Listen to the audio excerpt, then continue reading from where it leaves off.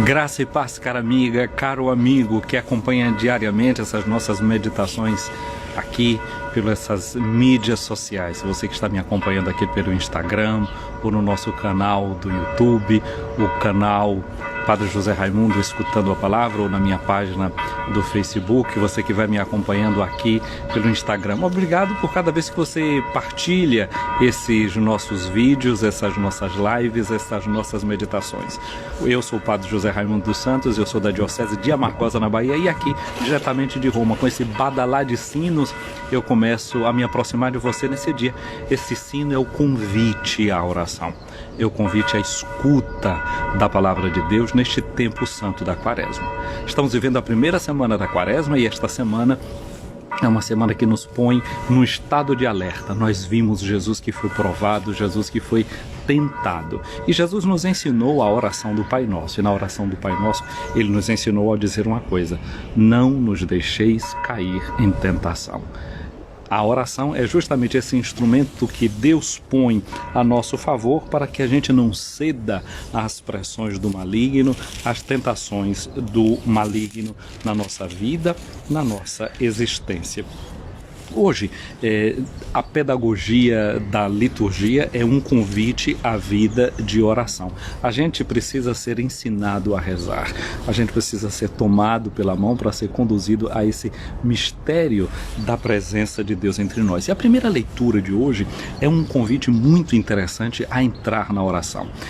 Primeira coisa é que apresenta a figura de uma mulher, não é, que nos ensina com o seu estilo, com o seu jeito de ser. Eu já disse que a campanha da fraternidade que nós estamos vivendo no Brasil, não é, que a gente vive sempre a cada ano durante o período da Quaresma, o lema dessa campanha da fraternidade, cujo tema é Fraternidade e Educação, o lema nos fala de falar com sabedoria e de ensinar com amor. E eu disse que isso é tirado do capítulo 31 do livro dos Provérbios, que é um discurso, um elogio à esposa, um elogio à mulher. Então, portanto, hoje a gente vai olhar também na pedagogia, no jeito de ser dessa mulher, que é a rainha Esté, que nos é apresentada na primeira leitura, passando por uma situação muito difícil. Ela estava num perigo de morte e ela buscou refúgio no Senhor. Quando você está passando por algum perigo na sua vida, onde é que você busca refúgio? Onde é que você busca apoio? É aí que a palavra de Deus hoje quer entrar na nossa vida. E a rainha Esté é apresentada como um modelo, como uma imagem. Em teologia se fala de um antítipo,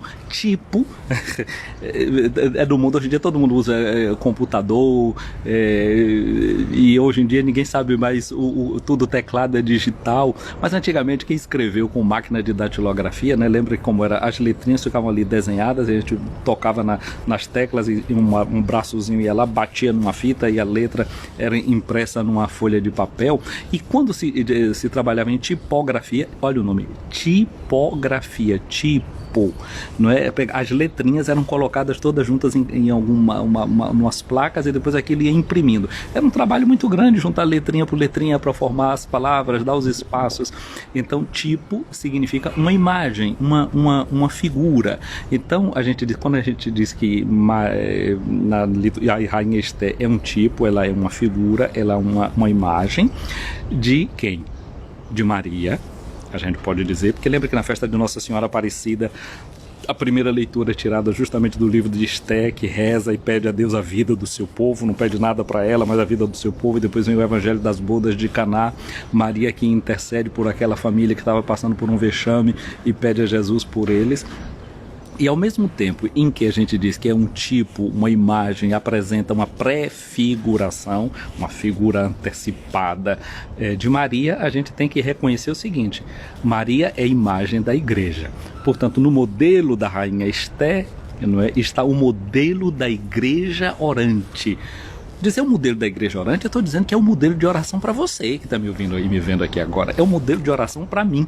Como é que a gente deve rezar? Normalmente a gente pensa que a oração é a gente chegar e estar falando com Deus, mostrando para Ele as necessidades da gente, etc, etc. É isso, mas não é só. A primeira parte de uma oração, mais do que dizer alguma coisa, é ouvir. Por isso, para Israel, o chamado da oração a cada dia começa dizendo: Shema Israel, escuta Israel. É entrar na escuta. Então a rainha Esté é essa mulher que entra na oração escutando. E eu e você precisamos entrar na oração escutando. Escutando o quê? Uma palavra. Então a Bíblia vai entrar na nossa oração como esse elemento primeiro da nossa oração. Então, escutar. É claro que a oração também, tem gente que diz assim, a oração é a gente tem que não só fazer oração de pedido, a oração é uma oração de louvar a Deus e agradecer. É verdade, e por isso para nós a oração das orações é Eucaristia, palavra que significa ação de graças, louvor. Mas a vida do cristão é também a oração de intercessão, é a oração de pedido, é a oração de quem sabe que pode se voltar para Deus, porque Deus é um pai, ele se preocupa, ele se entrega aos seus filhos e não tem como não emanar, deixar sair de si aquilo que ele é para vir na direção da gente. O que é que ele é? Ele é amor. Vocês estão vendo que o meu rosto está bem iluminado, né? Porque eu estou aqui, o sol está vindo me iluminando. O que é que o sol está fazendo? Mandando seus raios, iluminando a mim e a tudo que está aqui em volta. Assim também é com Deus, é como um sol que emana a sua luz, e esse Deus que é sol, que é luz, isso é amor. Então ele nos envolve com a sua luz, ele nos envolve com o seu amor. Pois bem, a rainha Esté, não é, nesse perigo que ela se encontrava, o que foi que ela fez? Prostrou-se por terra desde a manhã até o anoitecer. Então nós estamos vendo oração longa, alongar a oração, uma oração que é perene diante de Deus. Depois veja só um movimento, uma oração, ela se prostrou. Você reza também com o seu corpo entra na oração. A oração não é só a palavra, a oração são gestos, são posturas, não é? Da mão que se levanta, o corpo que se prostra. Vê na liturgia, não é? A gente se senta para ouvir a palavra, se ajoelha, levanta as mãos, não é? Faz silêncio, o corpo inteiro que reza. Então a oração não é só uma coisa mental, é o corpo que também entra na oração. E depois ela começou desde amanhã, né? A gente gosta muito de repetir um salmo, né? Uma palavrinha de um salmo, fazer um refrão que vai voltando. Desde amanhã preparo uma oferenda e fico, Senhor, à espera do teu sinal. E fico, Senhor, à espera do teu sinal. Desde amanhã preparo uma oferenda e fico, Senhor, à espera do teu sinal. E fico, Senhor, à espera do teu sinal. Então, quem toca um instrumento, qual é a primeira coisa que faz com o instrumento? Afina o instrumento. Não é um tocador, não começa já e começa a tocar logo a música, não. Ele primeiro afina o instrumento. Portanto, eu diria, a vida de oração começa com esse afinar o instrumento, que o instrumento qual é? Vamos voltar para a sombra, que o sol já está correndo de mim. Vamos ver o que é que a gente faz. O primeiro passo, então, é afinar o instrumento, que é o coração, as cordas do coração da gente. Não é? A gente afina pela escuta, né? O tocador, a pessoa toca, ele vai afinando as cordas, ele dá um toque e afina, né? Até chegar àquele ponto justo. Então, a oração que é esse também, afinar os ouvidos para captar a presença, o sinal de Deus ao longo do dia, Deixar que a gente vá sendo sempre tocado por essa presença do Senhor na nossa jornada. Então a gente vê essa mulher que se prostra desde a manhã diante de Deus, aí diz, juntamente com suas servas. A oração também é uma coisa que a gente faz na comunhão. A oração é você que reza e que não está sozinho. Quando você faz a sua oração, não se esquecer, você está unido a toda a igreja que ora pelo mundo inteiro. A gente está rezando sempre na comunhão das irmãs e dos irmãos, porque a nossa oração é participação na oração de Cristo, que sentado à direita do Pai intercede por nós. E o Cristo está presente em você, está presente em mim, está presente no outro, ele ora em nós a sua oração e nós entramos na comunhão destas servas e servos filhas e filhos de Deus. Olha como é que ela diz, como é que ela fala. Deus de Abraão, Deus de Isaac, Deus de Jacó, tu és bendito. Bendito. Ela louva e agradece esse Deus, que é o Deus que entra na sua história. É o Deus de Abraão, o Deus de Isaac, o Deus de Jacó. É o Deus dos seus familiares. É o Deus que está presente na vida da sua família. A comunhão, a fé que você recebe, que não é só uma fé individualista, mas que você recebeu na comunhão da história da igreja e do povo santo de Deus. E ela diz, vem em socorro, meu socorro, pois eu estou só e não tenho outro defensor fora de ti, Senhor. Pois eu mesma me pus ao perigo, Senhor. Eu ouvi dos livros de meus antepassados que tu libertas, Senhor, até o fim, todos os que te são caros. Olha como é que ela ora a partir das Escrituras. Eu aprendi das Escrituras. Então a Bíblia, como esse livro que ensina a gente a rezar, que de quem reza a partir da história do povo de Deus. Então o conteúdo da nossa oração não vai ser só a nossa necessidade, a gente reza aquilo que a gente crê e crê naquilo que a gente reza. Assim rezou a rainha Esther. Agora, pois, ajuda-me, a mim que estou sozinha e não tenho mais ninguém senão a ti, meu Senhor. E ela diz, põe em meus lábios um discurso atraente quando eu estiver diante do leão e muda o seu coração para que odeie aqueles que nos atacam. Essa oração de Esther é a oração de quem está pedindo a Deus para inspirar o que ela tem para dizer, o que ela tem para fazer. A oração é isso também, é a gente abrir o dia da gente diante de Deus. O que é que eu tenho para fazer hoje? O planejamento do dia deve ser feito na oração também. Eu tenho que fazer isso, eu tenho que ir ao banco, eu tenho que encontrar essa pessoa, eu tenho que ver aquela outra. Por que você não começa o seu dia assim, colocando todas aquelas ações que você tem planejado diante de Deus e pedindo a Deus, vai na minha frente. Hoje eu tenho um cliente para atender, é o João, é a Maria. Senhor, eu coloco o João e Maria já aqui na tua presença, esse diálogo que nós vamos ter. Não é se é um negócio que tem para resolver, então você não tem que querer vender o seu produto de qualquer jeito, mas que você conheça a necessidade do seu cliente, que você tenha o produto para oferecer ao seu cliente, que você saia satisfeito, que o seu cliente fique satisfeito também. Se tem uma causa para ser defendida, se você é um advogado, que você veja a verdade onde é que ela está, para que você possa defender e possa haver justiça e não querer ludibriar ninguém e rolar ninguém a qualquer modo. Se você é um policial, você precisa defender as pessoas, que você não haja com violência, mas que não lhe falte a força necessária para que você defenda quem precisa ser defendido. Se você é padre, que inspire você a palavra que você tem para dizer, aquela comunidade a qual você vai pregar, a confissão que você vai fazer, a direção espiritual que tem diante de você. Se você está no banco, rezar por todas aquelas pessoas que vão passar ali no seu caixa durante o dia e todo mundo estressado, agoniado, porque tem que pegar senha, porque tem que estar distante um do outro, e a máscara que tem que usar, que você tenha paciência, que você tenha amor em cada gesto. Você é médico, enfermeira, as consultas, o curativo que você tem que fazer. Coloca o seu dia nas mãos de Deus. Tenta fazer ali a radiografia do que você tem, pondo nas mãos de Deus, como Esther está fazendo aqui e agora. E ela diz, livrai-nos da mão dos nossos inimigos, como Jesus também ensinou a gente a dizer, né? Livrai-nos do mal, transforma nosso luto em alegria e nossas dores em bem-estar. Olha que oração bonita essa da rainha Esther. Quem sabe a gente anota esse pedidozinho para dizer sempre a cada dia, transforma, Senhor, as nossas dores nosso luto em alegria, nossas dores em bem-estar. Senhor, eu quero te pedir isso, que quem vai escutar esse vídeo hoje, essa conversa nossa aqui agora, se tem luto, Senhor, que isso seja transformado em alegria, que as dores de cada um que está passando aqui vendo essa mensagem se transformem em bem-estar. Senhor, tem gente que tem me mandado mensagem, está falando de doença, de situação difícil no meio da família. Tu conheces as dores de cada um e de cada um. Entra com a tua mão forte na vida desse meu irmão, na vida dessa minha irmã, e age com a força do teu Espírito, com a força da ressurreição do teu Filho Jesus. Jesus hoje dirige a sua palavra para nós. Nós vamos encontrar a palavra do Evangelho de hoje no capítulo 7 do Evangelho de Mateus, versículos de 7 a 12. Nós já dissemos esses dias aqui, você já me ouviu em outras oportunidades falar que o Evangelho de Mateus ele está montado pedagogicamente, né? 5 discursos de Jesus. O primeiro discurso dele começa no capítulo 5 até ao capítulo 7, que é o capítulo que nós estamos lendo aqui hoje, onde se conclui o chamado Sermão da Montanha. Sermão da Montanha que começa com as bem-aventuranças.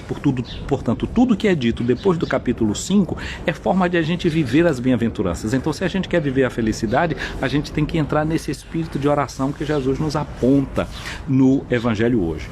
Dentro do espírito do Sermão da Montanha, Jesus é apresentado como aquele que supera a lei de Moisés e aquele que guia o povo como um mestre, que orienta o povo nesse caminho, como Moisés ajudou o povo na travessia, na saída do Egito e na travessia pelo deserto. Assim, Jesus acompanha a gente no deserto da vida, dando-nos a lei nova que é inscrita nos nossos corações por meio do Espírito Santo.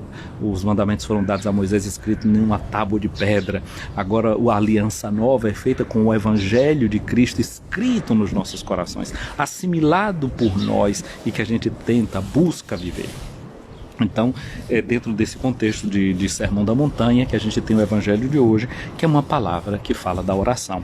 Assim nós encontramos Jesus que diz, falando para os seus discípulos: pedi-vos será dado, procurai e achareis. Olha aqui, Jesus nos estimula a pedir, a oração de pedido, a oração de súplica, a oração de intercessão. Como no Pai Nosso tinham 7 pedidos que foram feitos, aqui agora também a gente é estimulado a pedir.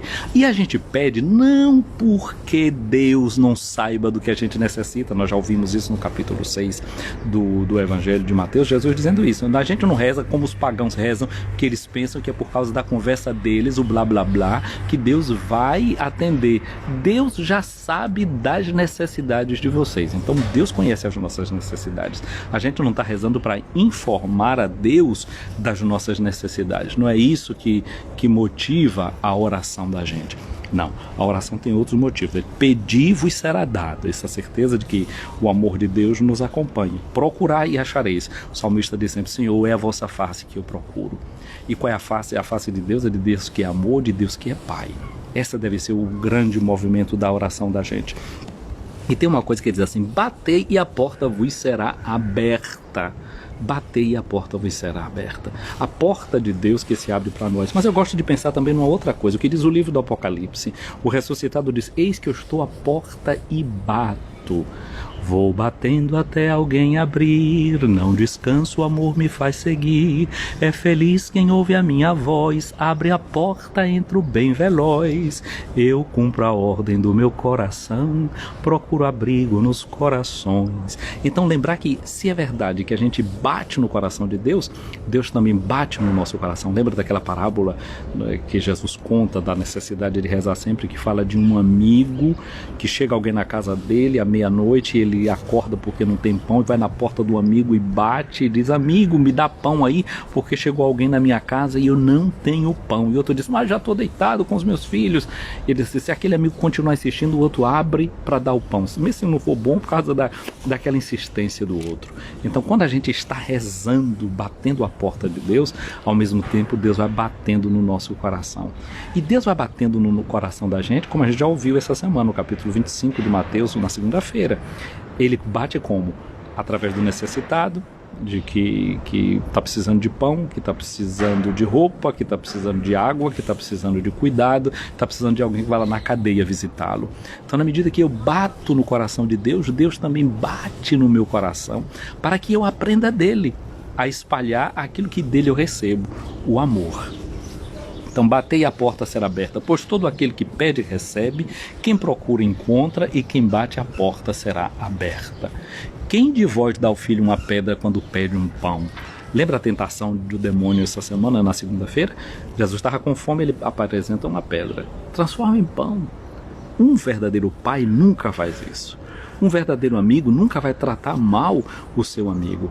O amigo o que é que faz? Dá o que é bom para o amigo. Olha, a gente vai passando na rua, alguém pede uma esmolinha pra gente, a gente mete a mão no bolso lá, procura na carteira, menor moedinha que tem, não é? A gente não dá aquelas cédulas, a gente procura as moedinhas, sai catando, bota a cédula pro lado, sai catando as moedinhas, pega aquela moedinha e dá pro outro ali. Mas se você tem que dar um presente pro seu amigo, pra sua amiga, o que é que você faz? Você dá o presente mais caro que você pode dar. Às vezes queria até dar um mais caro, não pode, mas o que você pode dar de melhor ao seu amigo, você dá. Por quê? Porque tem amizade. Você quer mostrar o valor daquilo que você está fazendo. Então nós, diante de Deus, somos isso, pessoas com valor. Então o que Deus nos dá não é coisinha. Nós é que ficamos pedindo coisinhas para Deus. No Evangelho de Lucas, quando Jesus fala com essas mesmas palavras, ele vai dizer assim: aquilo que o Pai quer dar para vocês é o Espírito Santo. Minha gente, nós estamos no tempo da Quaresma. A Quaresma prepara a gente para a Páscoa, e a Páscoa se conclui 50 dias depois da ressurreição de Jesus com a festa de Pentecostes, a festa do Espírito Santo. É isso que Deus quer dar para a gente, o Espírito Santo, o amor dele, que ele quer derramar em nossos corações por meio do Espírito Santo que nos foi dado já, não é que a gente renova a recepção deste dom. Portanto, o que Deus tem para nós é sempre mais do que aquilo que a gente pede. Agora, para que serve a nossa oração de pedido, já que Deus sabe de tudo o que a gente precisa? Eu penso que a primeira coisa é pedagógica. É para que a gente tome consciência do que é que a gente pede, que a gente tome consciência das necessidades da gente, porque às vezes a gente confunde as necessidades da gente. Então, na medida que a gente reza, se abre diante de Deus, se abre a esse sol de justiça que é Deus, a gente pode tomar consciência das nossas reais necessidades. Mas eu penso que a segunda coisa, a gente vai ver daqui a pouquinho aqui, e eu volto a falar disso. Quem não é, tem um filho que está pedindo pão, vai dar uma pedra para esse filho, né? Ou vai dar uma cobra quando ele pede um peixe? Ora, se vós que sois maus, saber das coisas boas aos vossos filhos, quanto mais o Pai que está no céu vos dará coisas boas àqueles que o pedirem. Então nós já vimos o que é que o Pai quer nos dar, não é? Que é o Espírito Santo, que é o dom dos dons, o melhor bem que ele tem para nós. E agora conclui Jesus dizendo: tudo quanto quereis que os outros os façam, fazei também a eles. Nisto consiste a lei e os profetas. Eis aqui o segundo motivo pelo qual a gente deve sempre rezar. Por quê? Para quê? Para a gente abrir os olhos para a necessidade dos outros, para a gente entender aquilo que o outro precisa, para a gente aprender com o Pai a ser bom também. A oração é sobretudo para nos tornar semelhantes ao Pai a quem a gente se dirige. E aí renova na gente a consciência daquilo que a gente é, filho, filha. E na medida que muda a nossa relação com Deus, percebendo que a gente é filho e filha, muda também a nossa relação com o outro, porque a gente vai olhar para o outro e para a outra sabendo o que é que ele é. Ele é uma filha de Deus também, portanto ele é meu irmão, ela é a minha irmã. Isso é muito importante, isso é necessário. Uma outra coisa que eu dizia assim, né, que na medida que a gente reza, a gente vai tomando consciência daquilo que a gente tem necessidade. Minha amiga, meu amigo, outra coisa que é necessário, quando a gente vai rezando e se tornando bom como Deus e vai fazer para o outro aquilo que a gente gostaria que ele fizesse para a gente, eu penso que é que o ouvido da gente vai também se aperfeiçoando e a gente vai percebendo o que é que está por detrás da conversa da pessoa. O que é que ela está dizendo com uma palavra que ela está... A gente interpretar e a real necessidade também daquela pessoa. Um dia desse, eu estava conversando com uma minha amiga e ela falava de uma outra amiga que tinha ido para um determinado lugar, não é, para se preparar para um trabalho. E ela dizia, em outras palavras, a fulana deveria ter vindo aqui para casa. E eu pensei assim comigo, o que é que ela está dizendo? Ela está me dizendo o seguinte: eu estou sentindo falta de fulana. Ela não disse daqueles termos, mas o que ela estava dizendo é assim: eu estou sentindo falta dela. E por que ela estava sentindo falta? Eu a amo, eu quero o bem. E eu estou incomodada com essa situação que ela está passando, que ela está vivendo. O sofrimento dela está doendo em mim, está tocando em mim. Eu sinto que sou irmã dela. E como eu gostaria que ela estivesse perto. Seja porque eu sinto saudade dela, porque eu tenho necessidade da presença dela, mas que eu queria ser também presença na vida dela nesse momento. Ela não disse essas palavras não, mas do contexto deu para eu entender isso. Às vezes também é assim que a gente precisa entender, não é? O que está por detrás de um gemido de uma pessoa, às vezes de uma expressão grossa, de um jeito ruim que uma pessoa diz alguma coisa. Como a gente superar aquela barreira daquela linguagem, daquilo que ele está apresentando naquele momento e chegar à real necessidade dele. Não é? Quem é o pai que o filho pede peixe, vai dar uma serpente, pede um ovo, vai dar um escorpião, pede pão e vai dar uma pedra? Mas tem gente que ao contrário está pedindo pedra quando queria estar pedindo pão, está pedindo escorpião quando queria estar pedindo um ovo, está pedindo serpente quando queria estar pedindo de verdade um peixe. Gente que está entrando na droga, gente que está doente e não sabe expressar a dor que está sentindo e diz assim: me maltrate, faça isso comigo, faça aquilo. Gente que não entendeu que está precisando ser amado, ser amada. Então hoje vamos pedir a graça a Nosso Senhor de a gente ter a coragem de falar das nossas reais necessidades. expressar para o outro também aquilo que eu estou precisando. Eu estou precisando de colo, eu estou precisando de carinho, eu estou precisando de desabafar, eu estou precisando de você. Que a gente possa também dizer a Deus quais são as nossas reais necessidades, né? O que é que a gente está querendo. Às vezes a gente está correndo atrás de dinheiro ou atrás de emprego, quer mudar de emprego, porque eu não suporto mais esse lugar aqui, e o que na verdade eu estou dizendo assim, Senhor, me transforma, porque se eu estou aqui nesse lugar, tem um projeto teu para eu estar aqui, e que eu entenda as necessidades deste lugar, e que eu veja as minhas capacidades e possa colocar a serviço aqui nesse lugar onde eu me encontro. Que eu pura e simplesmente eu não queira jogar para fora aquilo que eu já tenho, pensando que eu vou encontrar num outro lugar aquilo que eu estou buscando, que eu de fato reconheça a situação aqui onde eu estou e que eu seja sinal da tua presença, porque tem situações que talvez eu não vou poder modificar, eu não vou poder sair daquele emprego, eu não vou poder romper assim com essa e aquela pessoa, mas eu posso ser transformado de um modo tal que eu compreenda melhor a minha situação e a situação dos outros e dê o melhor de mim nesta situação. Peçamos a Jesus hoje essa graça de andar em profundidade dentro de nós por meio da oração, por meio da sua palavra, que é uma palavra que nos liberta de tantas amarras mentais, psicológicas, físicas, que a gente, sobretudo, também esteja atento para as necessidades do outro, né? E não simplesmente abandonar o outro, né? Se o outro está dizendo assim, tá preferindo ir mastigar pedra em vez de pedir um pão, vai quebrar os dentes todos, né? Na droga, em comportamentos agressivos, essas coisas, que a gente também não abandone essas pessoas, não. Que a gente tenha amor suficiente, como o Pai os ama, que a gente os ame também, porque o que Deus quer é a conversão do pecador e que ele viva. E esse pecador também sou eu, essa pecadora é você, esse pecador é você. Que o Senhor nos ajude a sermos melhores. O Senhor esteja acima de ti para te proteger, à tua frente para te guiar, atrás de ti para te defender, ao teu lado para te acompanhar, dentro de ti para te abençoar. Que a bênção de Deus Todo-Poderoso, Pai, Filho e Espírito Santo desça sobre ti, minha amiga, meu amigo, permaneça para sempre. Quero fazer um pedido a você. Curta esse vídeo, essa nossa transmissão, essa live, indique para alguém. Essa semana que a gente começou dizendo, manda para 5 pessoas, você está mandando para 5 pessoas, já passou para 10, para 15, para 20, para 30, para 40, já está mandando para 1000 pessoas esse nosso vídeo. Eu sei que tem gente mandando e tá tendo efeito, né? Vai curtindo aí coisas que você já viu e não curtiu. Pega 10 minutos e vai lá na minha página do YouTube, Padre José Raimundo, escutando a palavra. Tudo aquilo que tem lá que você não curtiu ainda, vai curtindo. Faz isso também no Facebook, porque os algoritmos, na medida que vê gente que curte, que comenta, ele vai impulsionando a mensagem, e a mensagem vai chegando a outras pessoas. Se fez bem para você, pode fazer bem para outra pessoa. Então eu peço isso também para você aí. Curta, compartilhe, comenta, salva, porque tudo isso ajuda a dar a visibilidade que a mensagem precisa alcançar. Eu quero fazer chegar o meu abraço, amigos e amigas que estão aqui nos acompanhando. Quem é que está aqui comigo agora? Rose Santos em Amargosa, na Bahia.